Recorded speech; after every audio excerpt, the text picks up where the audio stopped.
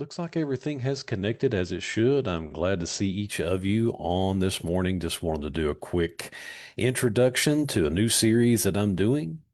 Appreciate everyone who has shown interest in developing some new series as we put these out and hope you enjoy it.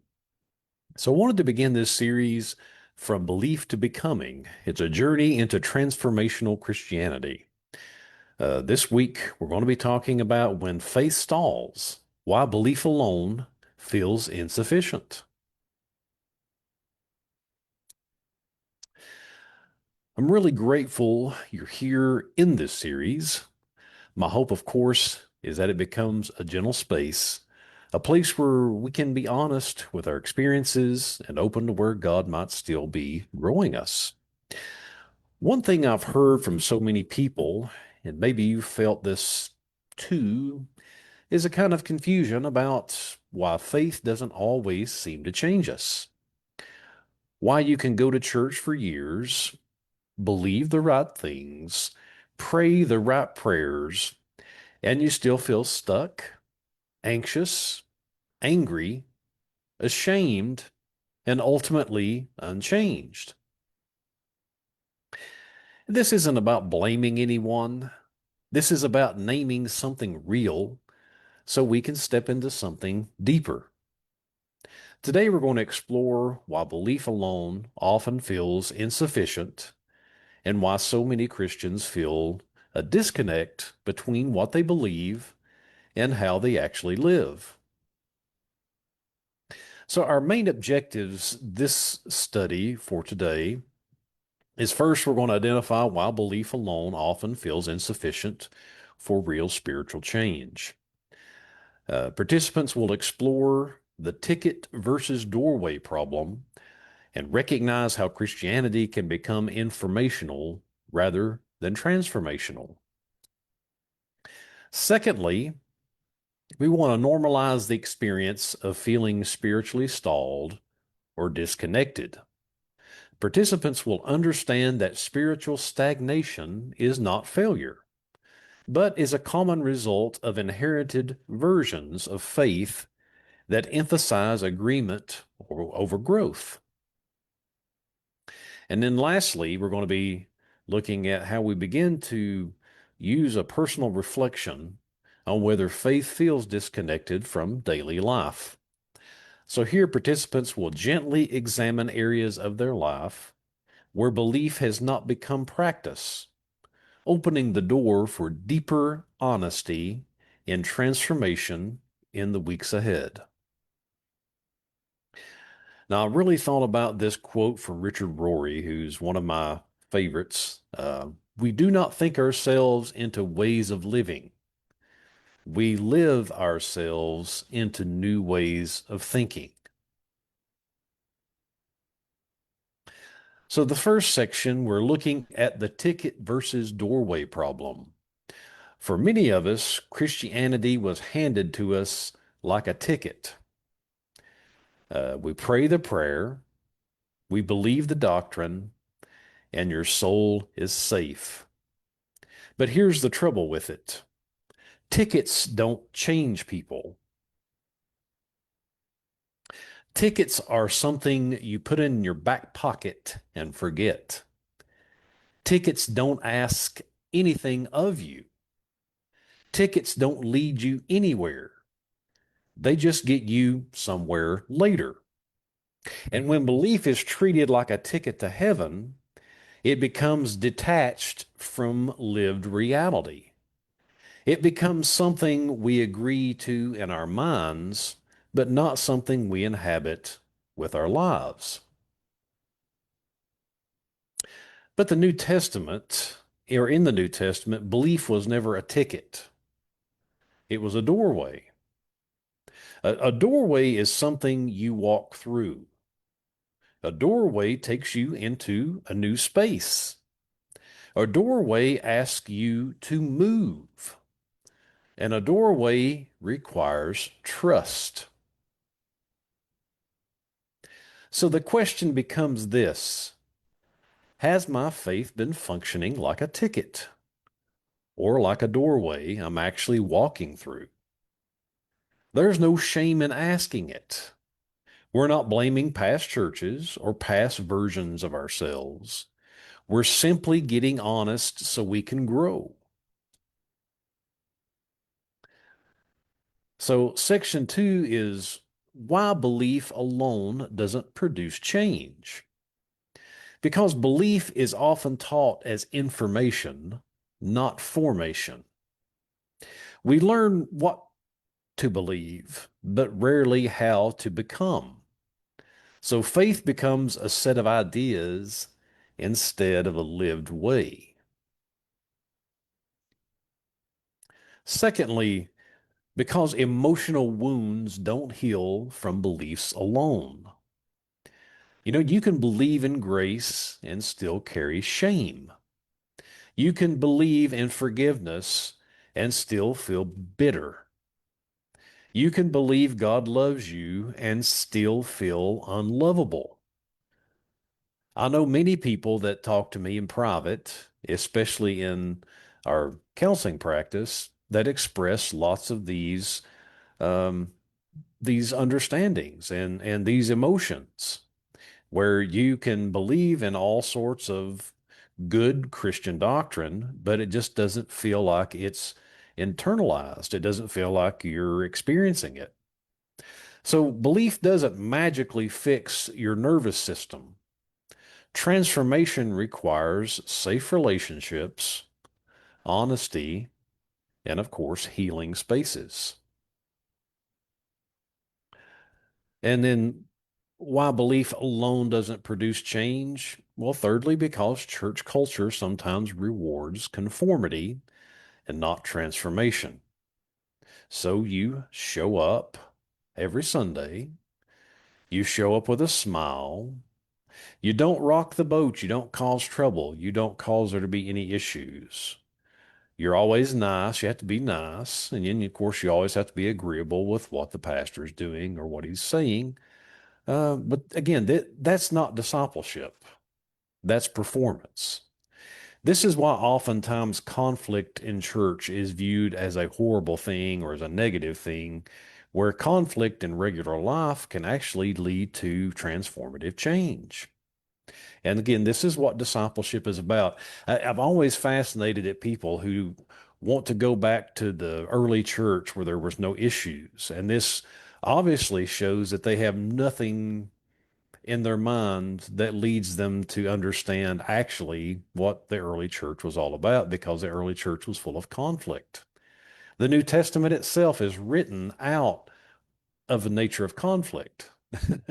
So, Paul is addressing several issues that are going on in the early church. And of course, this is why we have his letters. And a lot of the New Testament comes out of this milieu of conflict, of disagreement, which leads to, of course, leads to some positive transformation. So, fourthly, why belief alone doesn't produce change is because many of us were taught that questioning or struggling is a lack of faith. How many of us go to church week to week and we're told that doubt and questions is a lack of faith, and that's the worst thing you can do?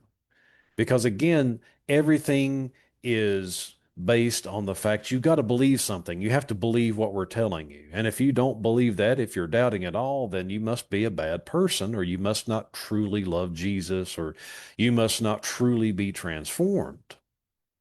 So we end up hiding the very things that need healing in our lives. So again, this leads to people experiencing sort of a self-inflicted schizophrenia, where you go and you smile and you act as if everything is good and happy and you're healed of all these past traumas and issues that you have in your life. Because if you show that you have any problems, then you obviously must not be a true Christian.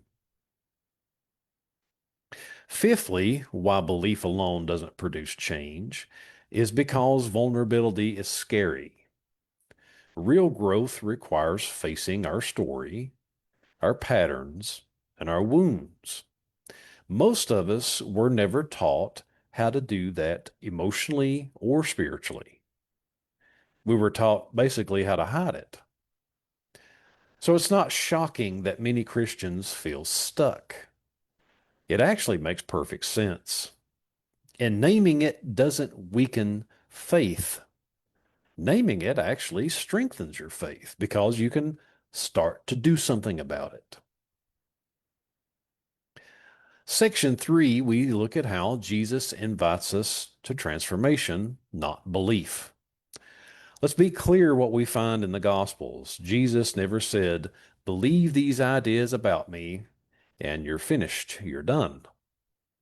Instead, we find in the Gospels Jesus' statements like this: follow me, learn from me, take up your cross, forgive 70 times 7, love your neighbor, bless your enemies, and then become like children.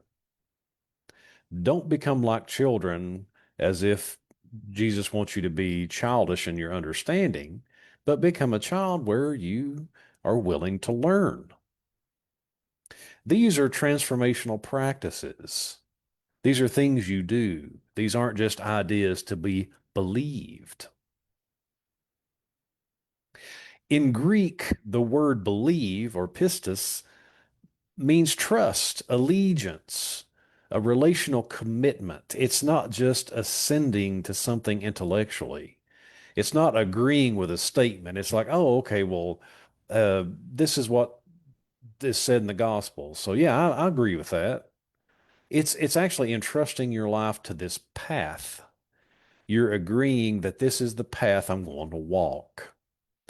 What Jesus offered wasn't a ticket. It was a way of being human. Section 4 is our reflection practice for this study for this week. And it's about what do we do where I'm stuck? Where am I stuck? So I want to invite you for just a minute into a simple, gentle reflection. Just take a deep breath, let your shoulders loosen, and let your mind settle for just a bit as we consider this question. Where does my faith feel disconnected from my daily life? Is it forgiveness? Is it anxiety? Is it anger towards someone or resentment toward a coworker or family? Is it your own self-worth? Is it relationships?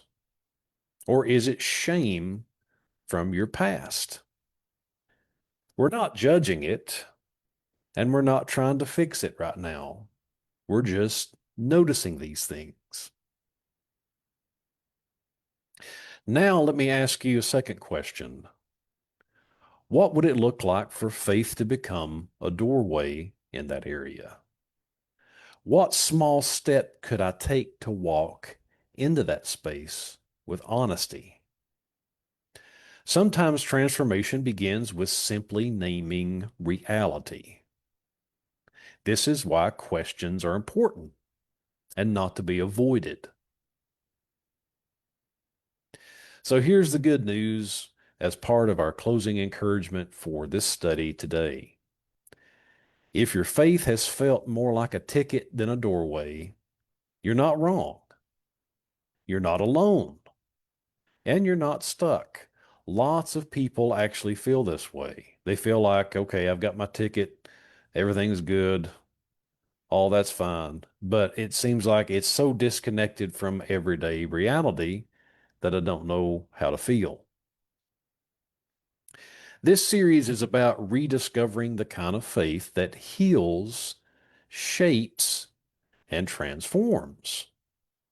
It's about a faith that invites you to become whole, a faith that welcomes your questions, a faith that meets you in the messiness of real life, and a faith that's rooted in love instead of fear. Next week, we'll explore what Jesus actually meant when he said, "Follow me," and how that phrase can change everything. So I want you to think I want to thank you for joining me today. If this stirred something in you, share it. Invite a friend or write down some of your reflections or what you've been thinking. Let's keep walking together through the doorway. I don't have all the answers, but I will say I'll be here with you to walk through this doorway and through this path and this journey with you. So, as we conclude this week, I want to show you, of course, each week we're going to be covering a topic as we did today. Week 1 today was When Faith Stalls. Week 2, next Sunday, will be Jesus, the Great Teacher. Week 3 is Grace and Transformation. Week 4, Why It's Hard to Change. Week 5, Practicing the Way. Week 6 is Becoming Whole, Integrating Faith, Life, and Healing. And of course, this series is From Belief to Becoming. So as we wrap up today, I want to leave you with this simple truth. There is nothing wrong with you if faith has felt stagnant or disconnected. It doesn't mean you're weak, you're unspiritual, or you're failing. It simply means you were handed a version of Christianity that stopped at belief, but never showed you what to do with that belief. But the good news is that what God is always inviting us, He's inviting us to move forward, always inviting us deeper and always inviting us through the doorway into a way of living that brings healing, honesty, courage, and transformation. And I believe you can do that today. I know that many of you contact me from time to time, and I would not ever divulge your information or who you are, but lots of you tell me how disappointed you are week to week. The fact that you love the social gathering in your church, but you're afraid to actually come forth with what's bothering you or the doubts you have. You may have doubts and you're afraid to have those doubts because you've been told that doubting is a sin and it's the worst thing you can do, when actually it can become a gateway toward you discovering what's wrong and addressing the problem and being able to move forward and grow from where you are now. So I invite you to do that and reach out to me if you need more help. I invite you to definitely contact me, let me know, and hopefully this series will be helpful for you and at least let you know that you're not alone. Many of us have doubts. Many of us, of course, are at least honest about it, and we'll go through this together. And I appreciate you so much and hope you have a great week.